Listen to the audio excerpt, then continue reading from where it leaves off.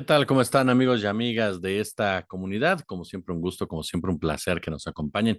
Por la noche vamos a hacer un análisis del tema del agua, en definitiva. Hoy que recordamos, que se conmemora, que se habla tanto precisamente del acceso al agua, la necesidad de la misma. Por la noche vamos a profundizarle sobre este saqueo y no sequía que vive nuestro país por parte de grandes empresas. Pero no quiero dejar pasar la oportunidad de hablar de estos temas políticos, porque luego ya sabe usted que la coyuntura nos gana. Y es que Damián Cepeda es uno de los panistas que siempre he creído vale la pena escuchar, aunque no pienses como él, aunque en el fondo haya diferencias, ¿no? Ideológicas.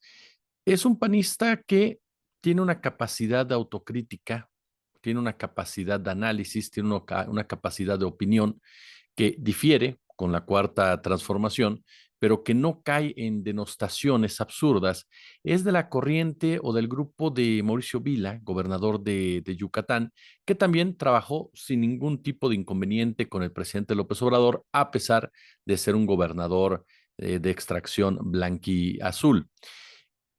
Son esos integrantes del PAN quienes intentarán dar la lucha precisamente a partir del 2024 para conformar a un partido de derecha como tal y que no se quede en las garras de la ultraderecha que ya se está relamiendo los bigotes, por supuesto, ante el fracaso estrepitoso por parte de la derecha pragmática encabezada oficialmente por Xochitl Gálvez y respaldada por Claudio X González, Santiago Krill, Kenia López Rabadán, y todos estos personajes que pululan alrededor precisamente de estas siglas del blanquiazul, entre estos los famosos Ocean que tienen en Santiago Taboada, pues a su gran esperanza de poder sobrevivir en la Ciudad de México con Jorge Romero, quien suspira por la dirigencia nacional después de que Marco Cortés deje de hacer el ridículo y finalmente se retire de la misma.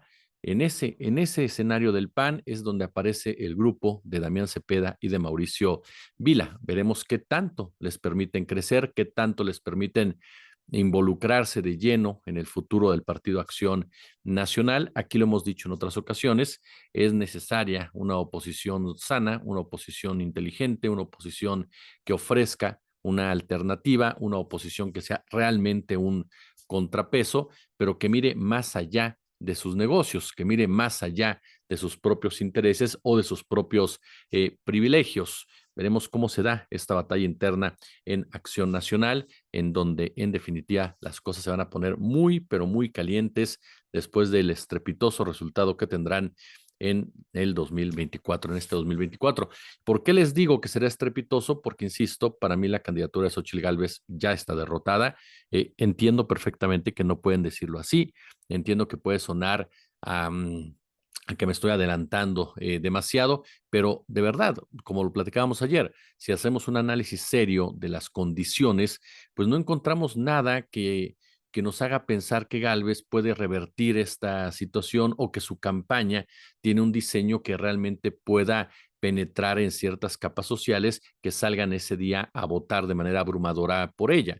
Entonces sí, tal vez por ahí, de aquí a junio gane un punto, dos, tres, cuando mucho, para tratar de que la derrota no sea tan contundente, pero de ahí a pensar de que tiene opciones de ganar o que esto la va a llevar a ser uno de los principales atractivos en la votación del Congreso de la Unión, sinceramente me parece que ya nadie al interior de su equipo de campaña piensa eso y que por esa razón incluso el hombrecito Santiago Cruz fue hecho un lado y Max Cortázar asume completamente la dirección de la misma, aunque le digan vicecoordinador, él es el hombre fuerte de la campaña de Xochitl y comenzará precisamente con lo que mejor sabe hacer, que es tirar mierda por todos lados, que es tratar de controlar medios de comunicación, potencializar a sus calumniadores, convertidos en columnistas, y de esa manera tratar, por supuesto, de golpear de una u otra manera a Claudia Sheinbaum.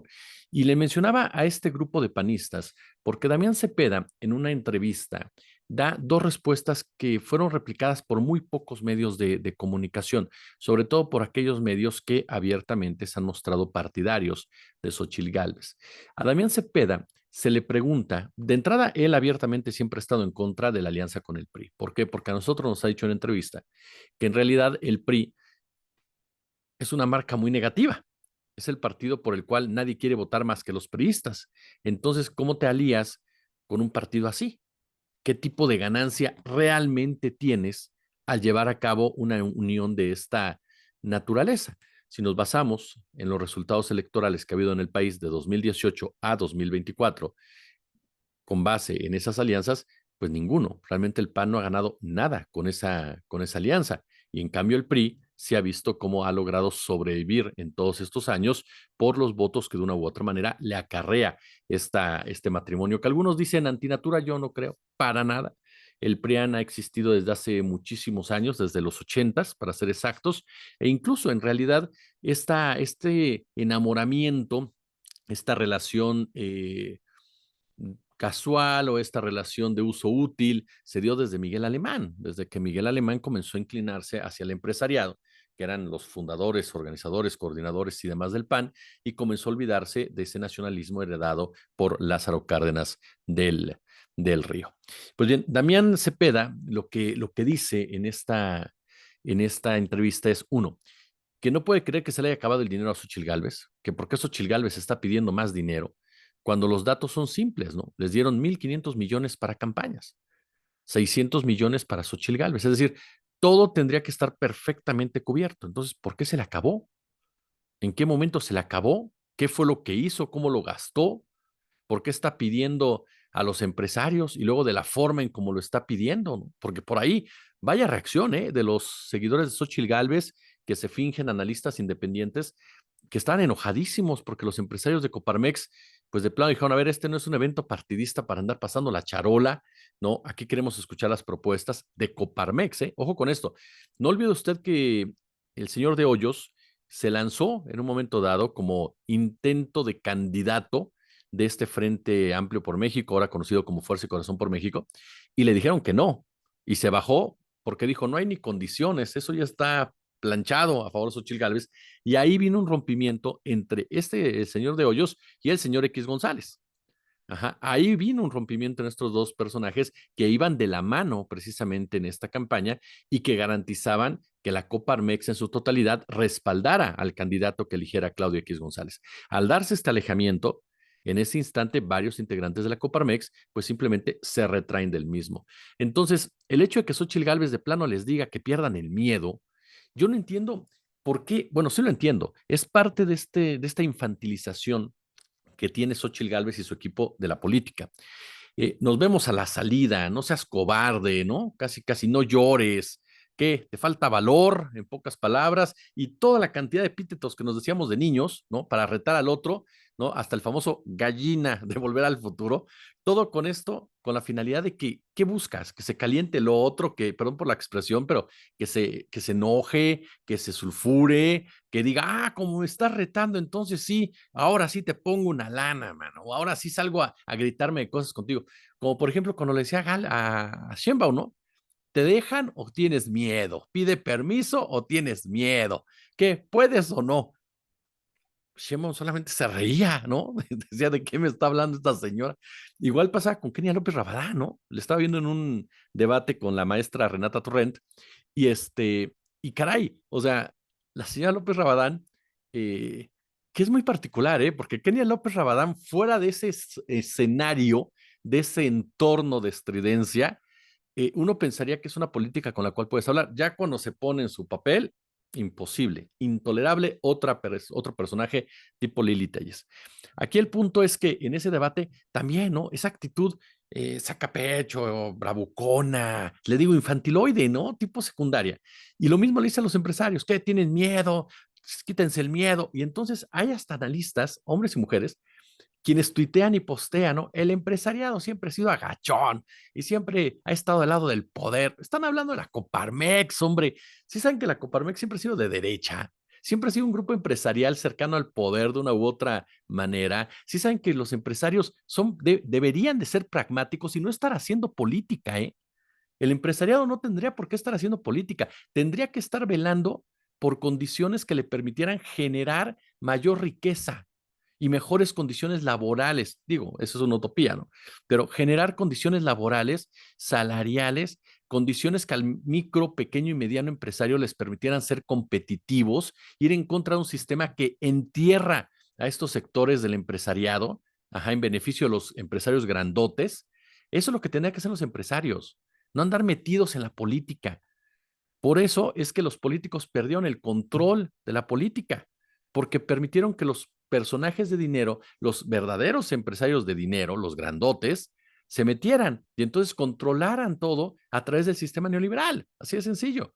Y que entonces el Estado fuera erosionado en perjuicio de los micro, pequeños y medianos empresarios. A los que Xóchitl Gálvez les grita que por qué tienen miedo, cuando Xóchitl Gálvez representa el neoliberalismo que ha jodido literalmente a ese sector económico de nuestro país desde hace muchos años, pero que ahora todo el mundo le echa la culpa al presidente Andrés Manuel López Obrador. Ajá.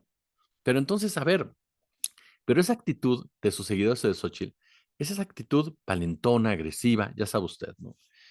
Y es ahí donde dice Damián Cepeda, ¿por qué fue pedirlo? O sea, no es raro, todo el mundo pasa la charola desde hace muchos años. Hay que recordar a Marta Sagún cuando extorsionó a los empresarios con la fundación esta de Vamos México, una vil extorsión que me hubiera encantado a mí que Sergio Sarmiento, que ahora anda tan preocupado con el tema de los impuestos de su jefe, dijera algo, o de Loret de Mola, que está preocupadísimo con la corrupción, que hablara y dijera algo de Vamos México. Ninguno dijo nada, ninguno, todo el mundo le aplaudía a Marta Sagún, esa capacidad humana de parecerse a Evita Perón, bueno, pero la mujer extorsionó a los empresarios. Entonces, ese punto es importante. Cuando Damián Cepeda dice, pues, ¿por qué pide si le alcanzaría perfecto? Porque además no pueden darle más. ¿Por qué razón? Porque estás violentando la ley porque el INE dice que te tienen que dar tanto. Entonces, ¿en qué se lo gastó Xochitl Gálvez? ¿En qué? Es una de las grandes incongruencias de esta mujer, de su campaña y de su equipo de campaña, quienes normalizan los actos de corrupción, de prebendas, de irregularidades, y después dicen que no sé, que es lo contradictorio. Por eso le decía lo de la actitud infantil del provocador, del bully, ¿no? Porque al final terminan llorando, terminan victimizándose, terminan quejándose de todo, terminanse de una elección de Estado, que si no los quieren los columnistas, que si hay medios que no los quieren, que si la gente les grita de cosas, terminan llorando por todo, cuando ellos son los que están provocando a todo el mundo. Ajá. Y el segundo punto que dice Damián Cepeda tiene que ver con la encuesta de Reforma. Y él reconoce, es una encuesta con datos duros, fuertes, o sea, sí es una encuesta muy dura para la oposición, pero lo que tendríamos que hacer es analizarla en lugar de caer en lo que se cayó, denostación, agresividad y demás. Ajá. Y dice, la misma encuesta de Reforma te lo está planteando. Cuando le preguntan a la gente, ¿qué quieres que la oposición haga? ¿Propuestas o que siga atacando a Andrés Manuel y a Claudia? Más del 80% les dicen propuestas. Muy poquitos dicen, síguele con Claudio y Andrés Manuel, porque uno, no les funciona. Dos, no va a pasar nada. López Obrador no lo vas a poder afectar y menos una oposición sin credibilidad. Entonces la gente te está pidiendo, sé una oposición responsable y dame propuestas para poder contrarrestarlas con lo que dice Morena y entonces analizar por quién voy a votar, por lo menos ese sector de la población. Pero claro que Xochitl no puede ofrecer eso, porque sus propuestas, insisto, son las de antes de 2018. Eso es lo que propone Xochitl Gálvez, regresar a lo que había, porque según ellos era el paraíso, ¿no? Ya que por eso dice Xochitl en su último anuncio, México era chingón. ¿Cuándo fue chingón México? Me estoy burlando con la X, por supuesto, ¿no? ¿Cuándo fue? ¿Con Salinas? ¿Con Cedillo? ¿Con Fox? ¿Con Calderón? ¿Con Peña? ¿Cuándo? O sea, viven en esa burbuja, ¿no? En donde creen que la marea rosa es México, en donde creen que el millón de personas que acudió a marchar, que es mucho, sí, es México. Y no se ponen a pensar que Iztapalapa tiene 2 millones de pobladores y que le puedo garantizar que el 90% no asistió a la marea rosa. Entonces, la realidad es que sí valdría la pena que la oposición empezara a escuchar estas voces, por lo menos a partir del 2024, pero insisto, lo más interesante es el escenario que va a quedar en el PAN con estos grupos que se lo van a disputar por muchas, muchas causas. Oiga, y en este sentido, ahorita que mencionábamos del periódico Reforma, bueno, usted sabe que salió Carlos Bravo Regidor, que era una de las plumas que escribía en Reforma, salió también Laura Burgues de Radio Fórmula, y de inmediato los gritos fueron censura. Censura por parte del gobierno federal, censura por parte de la administración de López Obrador, sobre todo en el caso de Burgues, porque se le evidenció, ¿no? En la sección de Stalis Vilches, ¿no? Como parte de un chat que preparaba acciones en contra del gobierno de la 4T, un chat anti-López Obradorista. Ella asegura en una entrevista con Julio Astillero, que vale la pena que usted la vea, ella lo que dice es que en este momento no hay pruebas de que Andrés Manuel López Obrador haya tenido que ver, que el gobierno haya tenido que ver precisamente en su despido, ¿no? Que no hay pruebas de una presión presidencial para que la despidieran, pero que ella está segura que fue así. Y yo aquí entonces cuestionaría algo. Fórmula tiene a Azucena, tiene a López Dóriga, tiene a Ciro Gómez Leiva, tiene a Pepe Cárdenas, que todos los días le atizan con todo a Andrés Manuel y le atizan con todo a Claudia Sheinbaum y son bastante benévolos con esta Xochitl. Tiene de comentaristas a personajes como Carlos Marín, por ejemplo, ¿no? Eduardo Ruiz Gili dio el cambiazo porque él era anti-López Obradorista y luego ya se acomodó del otro lado. Pero a lo que voy es que, de verdad, para quedar bien con el gobierno, supuestamente vas a despedir a la reportera y no a los conductores que son los que dan la cara y que realmente su opinión y su trabajo es el que más impacta en la ciudadanía. A mí me parece que ahí hay un problema laboral y de intereses de Radio Fórmula que de una u otra forma se ven trastocados cuando apareces en un chat de esa naturaleza. Todos somos libres de aparecer en los chats que queramos, eso me queda clarísimo. Y la censura provenga de donde provenga es inadmisible. Y más la autocensura por parte de los medios. Pero sí me parece que aquí hay más una situación de Radio Fórmula como tal, o los intereses de Radio Fórmula en relación con las personas que había en ese chat y que consideraron que la participación de su reportera les afectaba de alguna manera que alguna presión por parte del gobierno federal. Y en el caso de Carlos Bravo Regidor es algo similar. Reforma tiene plumas que son durísimas contra Andrés Manuel López Obrador. Ha sacado notas durísimas contra Andrés Manuel López Obrador. Para quedar bien vas a retirar a un columnista que no es de las principales voces anti-López Obradoristas, que no es de las voces más llamativas, que no es de las voces que realmente sean una referencia incluso para el anti-López Obradorismo. No le veo pies y cabeza, sinceramente, y digo, obvio, estamos dando una opinión como tal. Me parecen más decisiones internas de las empresas, en el caso de Reforma, qué tanto costaba la participación de Carlos Bravo, qué tanto aportaba en cuestión de finanzas, perdón. Punto. Es una cuestión muchas veces interna de las empresas. Yo difiero cuando leo a Margarita Zavala o a Denise Dresser o a todos ellos, porque ese es otro punto, ¿eh? Yo no vi a nadie de los principales líderes o lideresas de Radio Fórmula salir y decir, ¿cómo se llama? Algo a favor de su compañera reportera. Perdón, pero yo, si me están censurando, ajá, a una de mis reporteras y el gobierno está presionando y yo soy antigobierno, yo salgo a decirlo. Y aunque no fuera antigobierno, salgo a decirlo. Ajá, porque no lo hicieron. Incluso en el espacio de Azucena, fue más Marco Levario, que es anti López Obradorista, el que dio un comentario a favor de la reportera, ¿no? Fue más él, en realidad, ¿no? Que los líderes de Radio Fórmula, que en otra entrevista, cuando llegó a Azucena, pusieron aquí al personaje que ahora Laura Burgues tacha de censurador, a él lo pusieron aquí como defensor de la libertad de expresión. Entonces, en realidad no le veo mucha cuadratura a todo eso y sí le veo estas inferencias en donde se busca siempre achacárselas al gobierno federal. Que insisto, la censura jamás debe ser admitida, venga de donde provenga, pero hay que probarla. Hay que probarla y hay que darla a conocer y no hay que decir, yo creo que fue eso. No, en un tema como ese no hay yo creo. Así fue por esto y esto. Punto y aparte. ¿O no lo cree usted? Como siempre un gusto, como siempre un placer de verdad que nos acompañe. Déjeme su like, compártalo si les gustó, por supuesto. Si no, compártalo también, pero a la gente que le cae mal para que no les vaya bien, para que se aburran, échele por favor el me gusta. De verdad, muchas gracias por acompañarnos. Suscríbase, dele a la campanita y si tiene chance, pues échenos el superchat, super gracias. Pero lo que no nos deje de hacer es de seguirnos y dejarnos su comentario, porque eso es lo más importante para nosotros. Como siempre, un gusto, como siempre, un placer. Nos vemos en la noche con estos temas que ya les adelantaba, el del agua, que sin duda hay que darle por muchas aristas. Como siempre, un gusto, como siempre, un placer. Muy buenos días, buenas tardes, buenas noches.